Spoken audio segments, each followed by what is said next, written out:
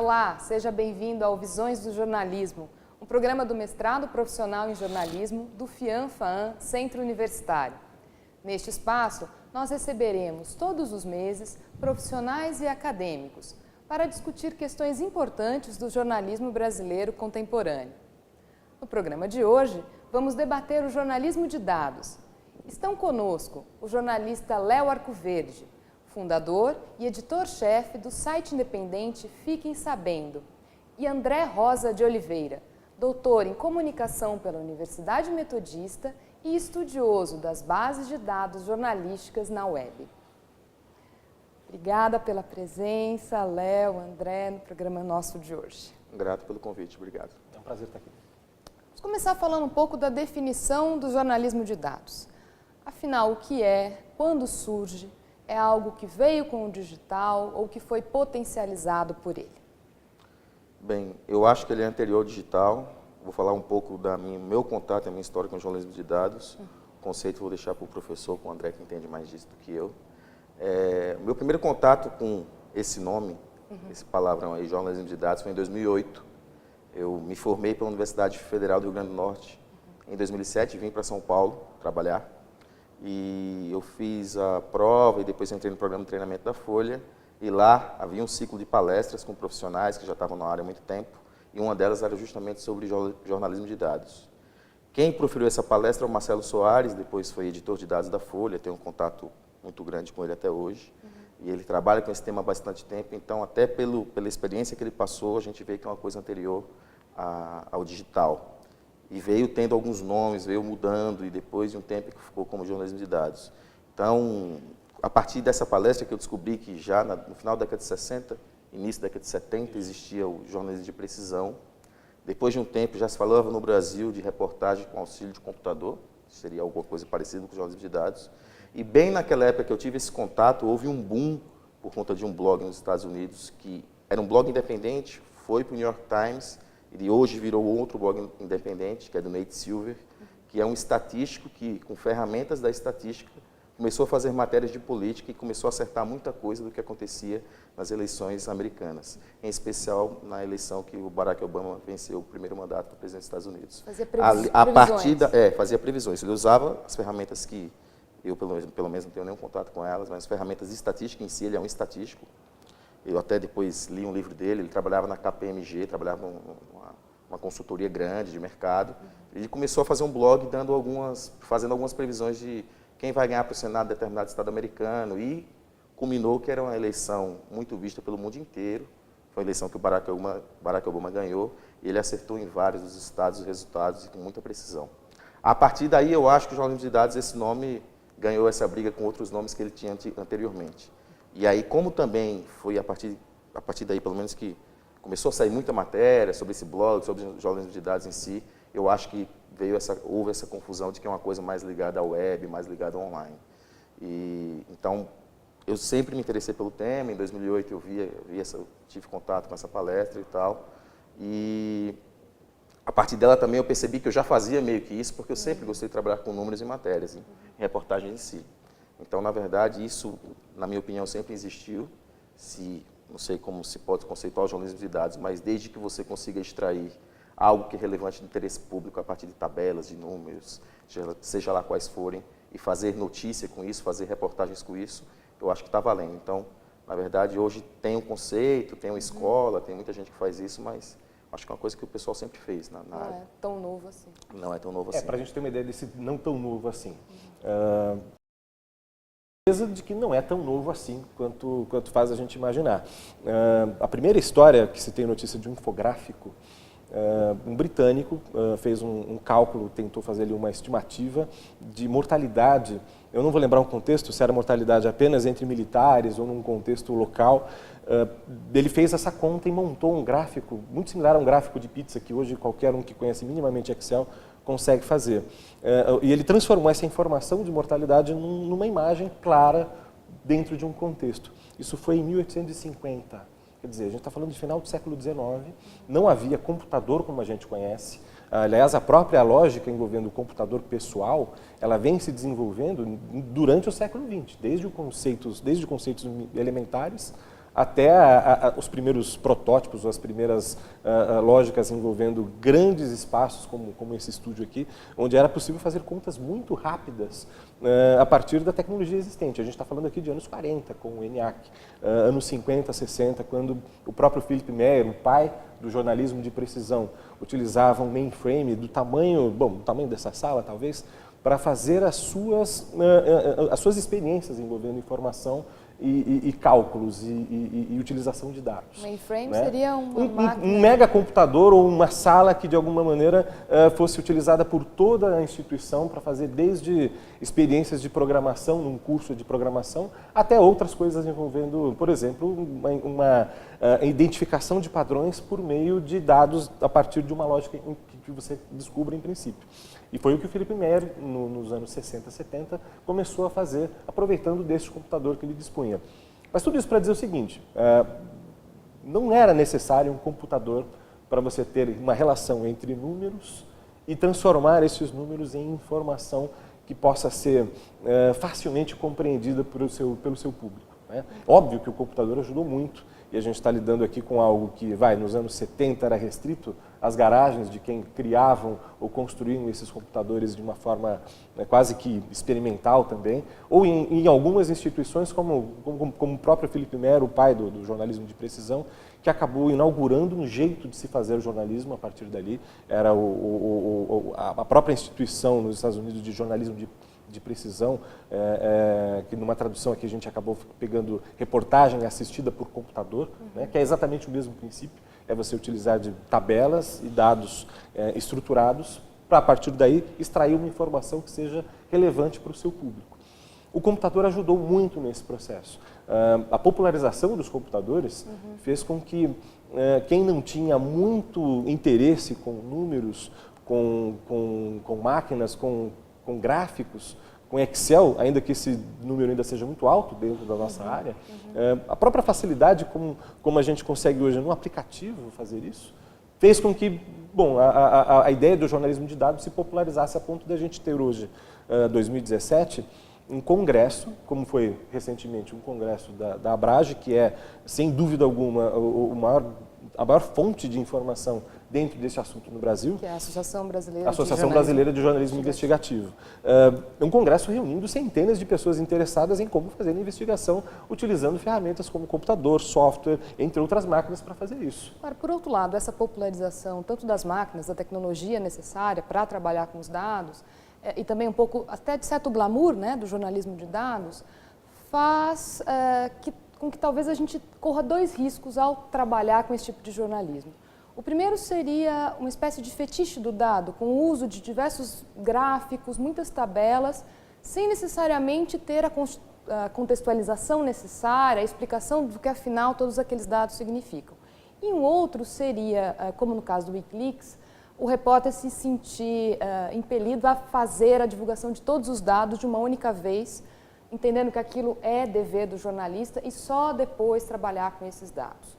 Qual a opinião de vocês sobre esses dois aspectos? A minha é que são duas coisas totalmente diferentes. No caso do Wikileaks em específico, ele faz o que chamam de whistleblowers, é uma questão muito mais de vazar informações relevantes, ou documentos confidenciais.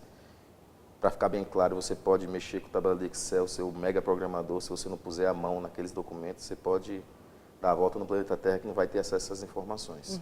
Uma questão de vazamento e a partir daí, aí sim, entra a questão do Assange, de que forma você disponibiliza esses dados em cada janela, digamos, do mundo. Então, um site nos Estados Unidos, um site na Inglaterra, um site até no Brasil, até porque teve documentos do Wikileaks vazados aqui. Isso é uma coisa, a questão dos vazadores, que não, digamos, é jornalismo, é só o É jornalismo também, a partir do momento em que isso está disponibilizado na mão de grupos de jornalistas que podem dar vazão a isso daí e vão fazer reportagem em cima daquilo. Tudo é jornalismo. A questão é que não está bem inserido nessa conversa que a gente está tendo sobre, na minha opinião, sobre como você gera informação relevante a partir de ferramentas mínimas ou um conhecimento mínimo de números, mexer com, até fazer uma regra de 3 simples, você fazer lead, fazer notícia. Eu acho que aí são coisas bem distintas. Agora, o que está na sua pergunta, eu acho que é muito importante, a questão se há um fetiche, na minha opinião há, Assim, eu trabalhei em grande jornal A, hoje eu trabalho, além de ter o site, eu trabalho na TV Globo, na Globo News, que é um jornalismo que é feito ali na hora, assim, com número. Existe uma grande preocupação nossa com isso também. Eu digo que há. A tendência é que uma matéria com número, ela tem uma facilidade de passar na reunião de pauta muito maior do que uma matéria que não tenha número, mesmo que estejam ali na mesa os jornalistas mais experientes que a gente possa conhecer. São matérias que têm, digamos que se fosse uma corrida de atletismo, ela partiu ali e já deu um passo na frente do outro. Isso é um ponto. E é perigosíssimo, se você não pensar bem no que vai fazer. E o que vale, na verdade, é o que está por trás do biombo. O que vale sempre é a história das pessoas por trás desses números. E esse é o grande desafio hoje. E só falando um pouquinho, complementando a primeira pergunta que você fez sobre a questão do conceito do jornalismo, e também o André falou muito com a questão do computador, hoje a gente ainda está à frente disso, né? Hoje, por exemplo, antes da gente vir gravar isso daqui, eu estava assistindo a TV, houve a primeira matéria uma matéria do primeiro bloco do Bom Dia Brasil, da TV Globo, era sobre os tiroteios no Rio de Janeiro. Ali é jornalismo de dados não feito com computador, é feito com smartphone. É um aplicativo feito pela Anistia Internacional, em que cada pessoa começa a relatar, ali alimentado 24 horas por dia, começa a relatar onde houve um tiroteio. Você pega os dados de todos esses smartphones e começa a fazer as matérias, as reportagens em si. A Anistia Internacional em si gera relatórios. E o relatório já dizia que aumentou a quantidade de tiroteios, então aí nem computador entrou. Talvez só para a Anistia Internacional fazer um relatório e mandar uma pauta para a TV ou para qualquer outro veículo. Então hoje a gente usa muita coisa em cima do que as pessoas estão interagindo com vários aplicativos que existem. O da Anistia Internacional é só um exemplo. Então, eu acho que sim, eu acho que o grande desafio hoje, está muito claro que todo mundo está sabendo trabalhar com número minimamente, os veículos, jornalistas independentes, mas eu acho que a gente peca muito e tem que ter uma preocupação muito grande em relação a contar histórias a partir desses números e o mais importante de tudo isso é o que está impactando a vida das pessoas, que é o que vale, a gente está aqui para isso. Perfeito. Acho que o Léo respondeu perfeitamente a questão da importância que o jornalismo tem, seja ele um jornalismo de dados, um jornalismo de entretenimento, um jornalismo político, esportivo, o nome que você queira dar, acústico, culinário.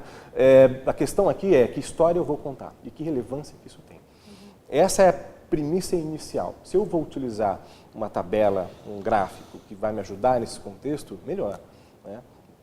De verdade, existe aí uma preocupação que nem todo profissional, nem toda figura como o Léo, o próprio Marcelo Soares, o José Roberto de Toledo, que tem uma formação clássica em não só estatística talvez uma coisa elementar, mas em saber que o dado sozinho não tem uma informação. É preciso ser responsável por trás dessa informação. E não jogar um gráfico muito bem feito, muito bem desenhado, com todo o festim, porque é isso que chama atenção, de verdade. O fato de você ter um número, o número sozinho talvez seja uma informação solta. Quando você compara esse número com outras coisas e torna isso factível ou ainda, cognitivamente falando, mais atraente para qualquer espectador, é o que vai fazer diferença. E se você faz um gráfico muito bonito, com os dados errados, isso é desinformação. Você está produzindo um erro, você está, de alguma maneira, alimentando um problema. Né? E isso tem acontecido no de alguma forma, não, se a gente pensar que, de forma responsável, as empresas jornalísticas que têm interesse com a responsabilidade na informação, isso, enfim, é evitado, de certa forma pode ser evitado, no instante em que você abre para que outras pessoas possam fazer isso e começa a abrir, incluindo aqui uma questão, eu vou usar uma palavra perigosa aqui, partidária, ou que de alguma maneira direcione para um interesse, volto a dizer, que interesse eu tenho por trás dessa história? O jornalista, em princípio, tem o interesse da relevância social que isso possa dar e do impacto que isso possa ter. E há uma infinidade de empresas que pegam uma palavra, uma expressão dita por alguém e que, de alguma maneira, colocam a seguinte chancela: isso está certo, isso está errado. As fact-checking, né, as empresas de checagem de informação, fazem um pouco disso. No instante em que eu abro para um site da cor A ou da cor B, de alguma maneira utilizar essa mesma informação e falar assim, está vendo se é verdade ou está vendo se é mentira, eu faço a mesma coisa utilizando colocando só o biombo, usando o que o Léo comentou, né, de uma forma atraente. Olha, isso aqui é a verdade e qualquer outra coisa está errada. Veja que o problema não é apenas de utilizar de dados para contextualizar a informação, sendo eu grande mídia.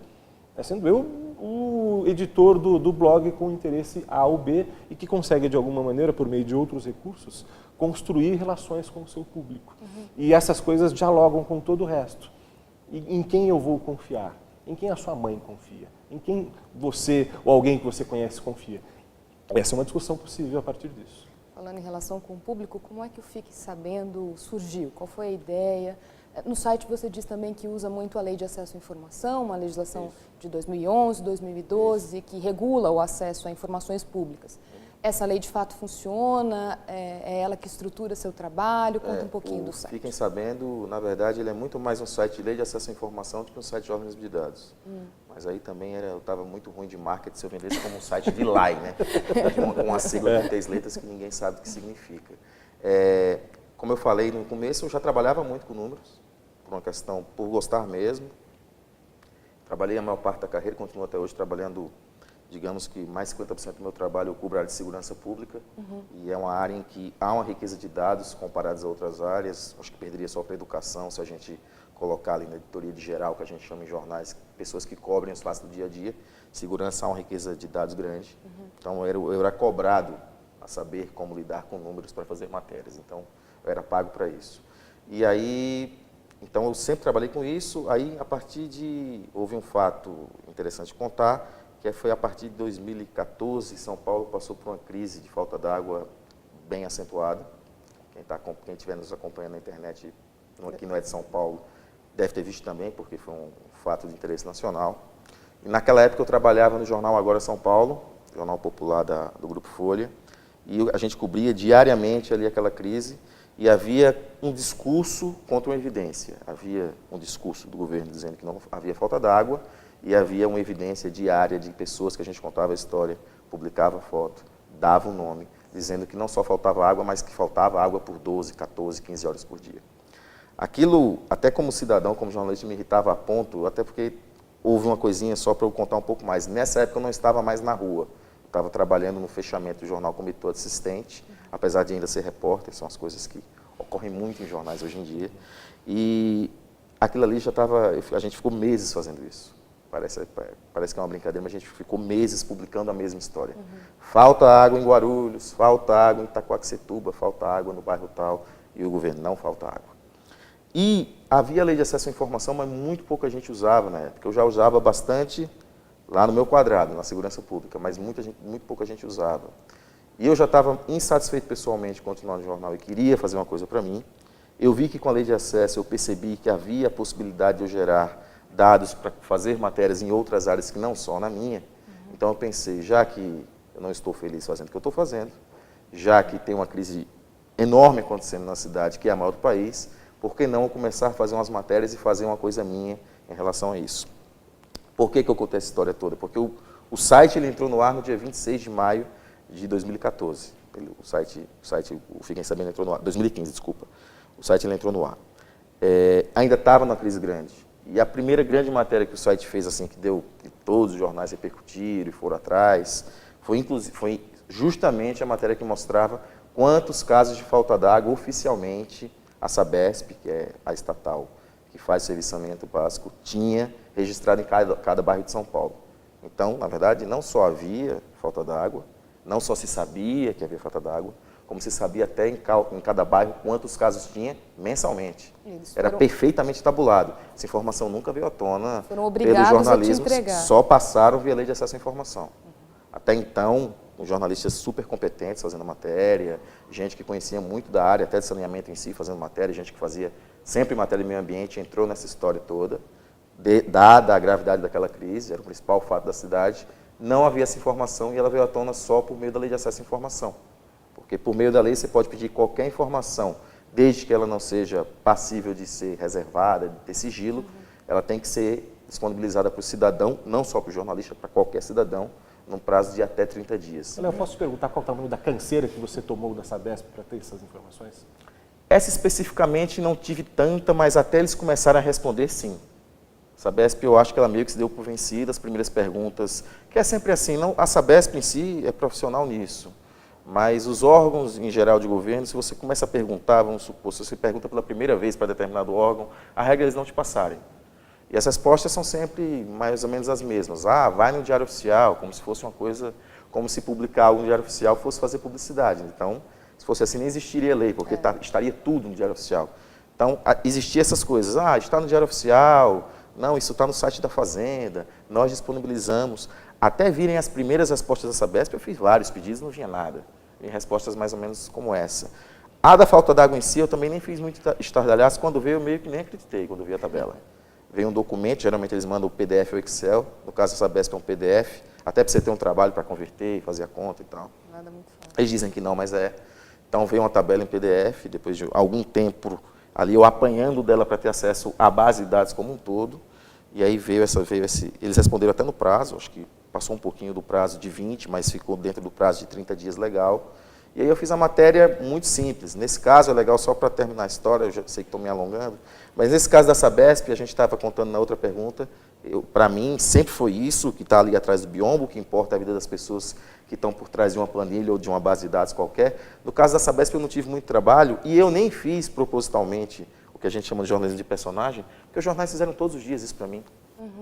Todo dia tinha Maria da Silva ou João, tinha todo dia história de pessoas que estavam sofrendo com a falta d'água. O que eu fiz foi botar uma tabela, e nessa parte eu também sou, é muito rudimentar, que eu não tenho tantas habilidades com infográfico em si, programação, nem pensar. Eu fiz uma tabela com os 10 bairros com mais casos de falta d'água. E aquilo foi, o efeito foi devastador. E eu tinha a base de dados da cidade inteira que mostrava um aumento de mais de 60% de falta d'água em comparação com o ano anterior. Então, eu não só mostrei que tinha falta d'água, como tinha crescido muito, assim, percentualmente. E a partir dali, da publicação da matéria, saiu em todos os lugares.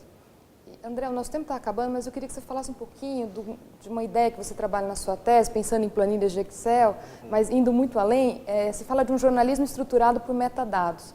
Rapidamente, isso é diferente do jornalismo de dados como a gente está tratando agora, essa planilha, informação... Essas coisas dialogam, mas sim, é diferente.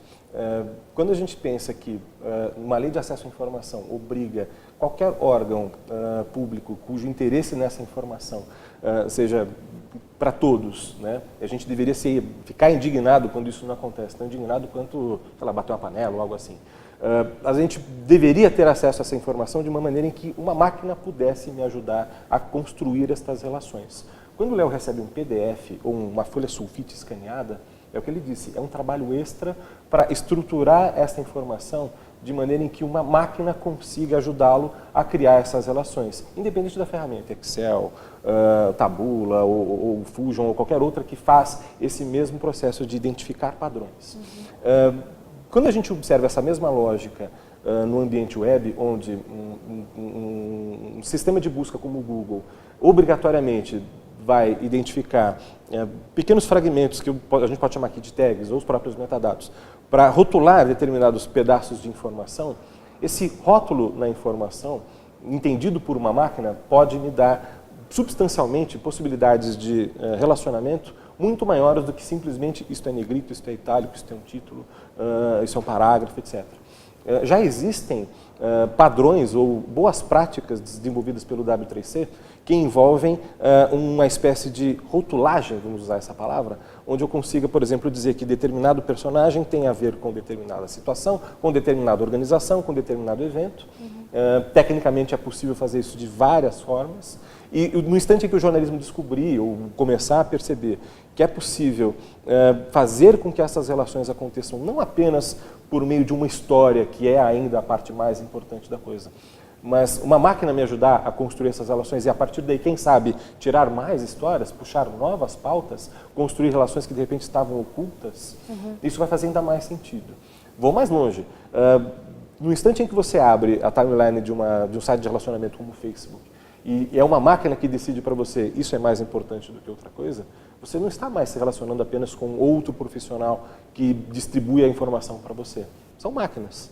E no instante em que outras máquinas me ajudam nesse processo de, olha, você comprou isso aqui, você também pode comprar isso. Entre outras coisas que diariamente a gente se envolve com algoritmos e a gente não faz ideia. Né? Quando o jornalismo também entrar nessa, é inevitável que, no instante em que pedaços de informação em vários lugares, indexadas e rotuladas de maneira adequada, puderem ser misturadas por máquinas, eu estou sendo super simplista aqui, tá?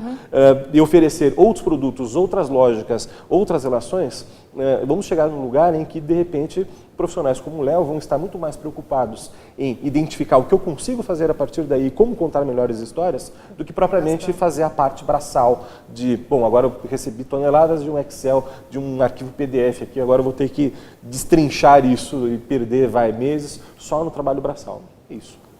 Obrigada pelo poder de síntese e obrigada aos dois pela participação, pela atenção aqui conosco no nosso programa. Espero que a gente possa voltar a esse tema e temas correlatos. Acho que a gente ainda tem muito a discutir, mas hoje foi o comecinho desse debate. Muito obrigada novamente pela presença. Eu que agradeço, foi ótimo. Para mim também foi um prazer, um abraço. Você, muito obrigado pela audiência e até o nosso próximo programa.